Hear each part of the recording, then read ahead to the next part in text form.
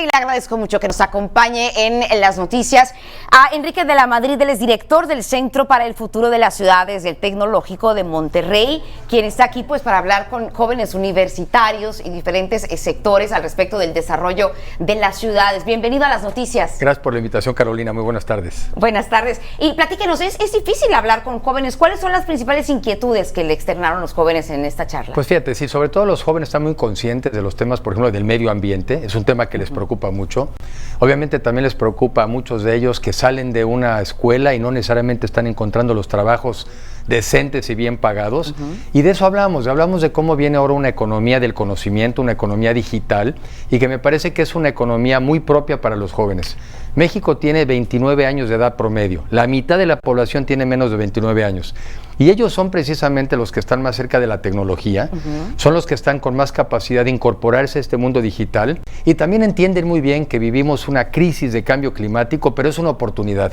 También, por ejemplo, a partir de ese sector pueden generarse buenos empleos, buenas tecnologías, buena innovación, y ellos tienen la oportunidad de crear un mundo nuevo y un mundo mejor. Entonces sí están preocupados, pero también están ilusionados de cómo poder crear juntos este México mejor. Y ahora, por ejemplo, que se está debatiendo el tema de la reforma eléctrica, donde pues también hay jóvenes que se han pronunciado por el hecho de que no se busque o no se apueste por las energías renovables.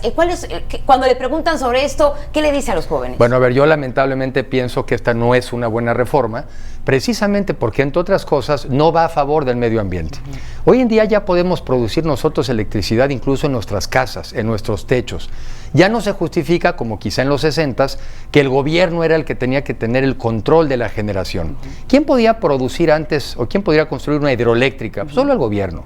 ¿Quién podía antes construir una termoeléctrica, que era la manera de generar la electricidad? Solo el gobierno. Pero hoy en día nosotros podemos producir nuestra electricidad, entonces no me hace a mí sentido que se utilicen recursos para hacer un monopolio de Estado. Menos en un país donde necesitamos tanto en educación, tanto en salud, tanto en seguridad. No es un dinero bien utilizado y sobre todo va en contra de esto que los jóvenes entienden muy bien, va en contra de políticas para mejorar el medio ambiente y para combatir el cambio climático. Están conscientes, pero como es un tema complicado y del cual también nos llega luego información pues difícil de capturar, es un tema difícil de entender, pero lo que les digo a los jóvenes es métanse y estudien. Porque en la vida no basta solamente que tú pongas tu mejor esfuerzo, tienes que tener un entorno favorable.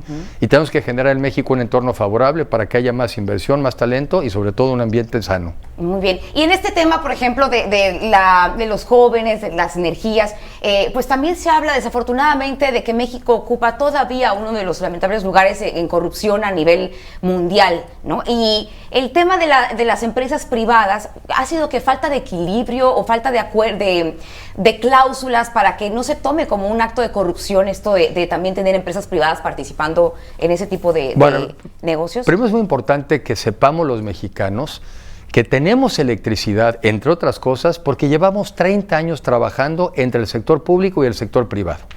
No se justifica que recursos que sean para unas mejores escuelas se desvíen para mandarlas a una empresa del Estado, cuando el sector privado puede participar ahí, claro, regulado, con reglas buenas, pero ¿a poco en el gobierno no hay corrupción?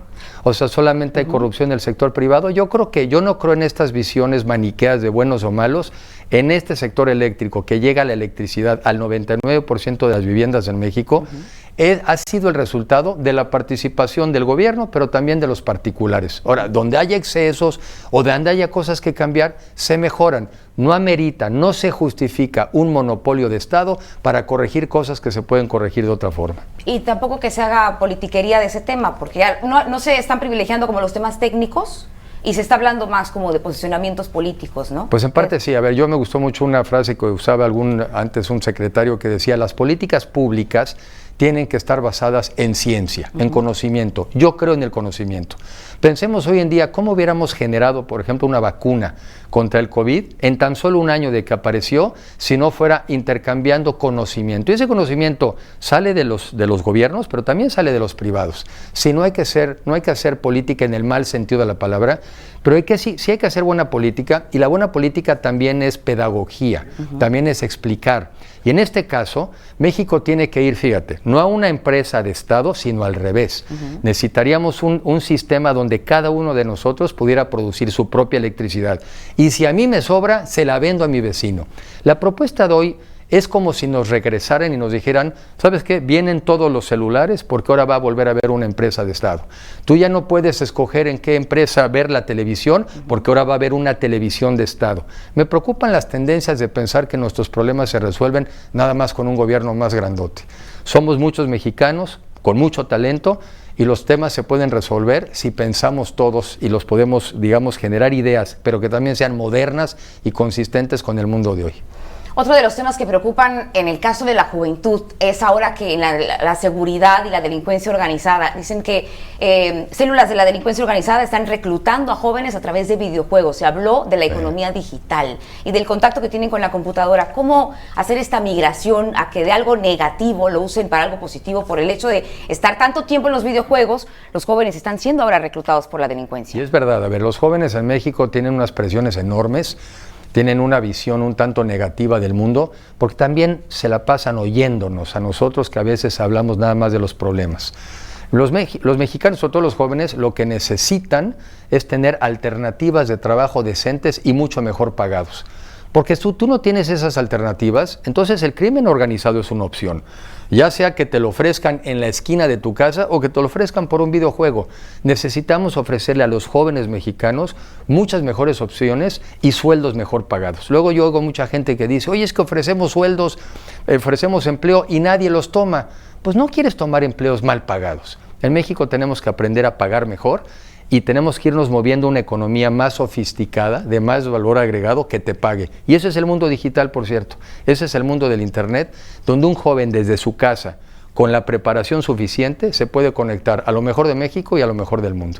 ¿Cuáles son los factores que usted considera entonces importantes para este desarrollo de las ciudades? Yo creo que una tiene que haber educación para darle a la gente habilidades y capacidades, y conste que no hablo de la educación tradicional. Hoy en día hay empresas como Google que no te piden ni siquiera licenciatura para trabajar. Entonces, más bien lo que importa son capacidades y habilidades. Y la otra, yo creo que lo que tenemos que tener es respeto, un Estado de Derecho, ¿verdad? Pero sobre todo trabajar en repartir habilidades y capacidades. Y eso y generar un ambiente de confianza para que haya inversión. Pero tampoco necesitas mucho dinero hoy en día para abrir un negocio.